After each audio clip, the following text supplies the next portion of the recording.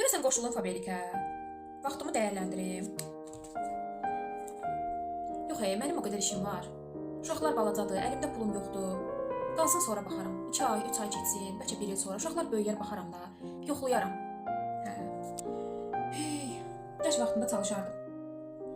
Artıq zaman keçib və mənim əlimdə nə fürsəti, nə də zamanım var. Bəlkə durum işləyim.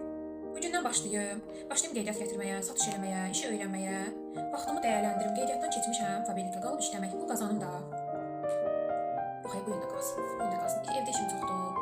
Halım o deyil, həvəsim yoxdur hələ ki. Yox, hələ. Şimdi ona baş qoşam. Sonra eləyərəm. Sonra bir neçə katalog sonra başlayaram da. Hələ ki vaxtım var. Bəzən insan elə bilir, vaxt oldu. Amma zaman elə gəlir keçir ki, etmək istədiklərin xatirəyə çevrilir. Əgər nəyisə etmək istəyirsənsə, elə vaxtı da bu gündür. Heç vaxt özünü gecikdirmə.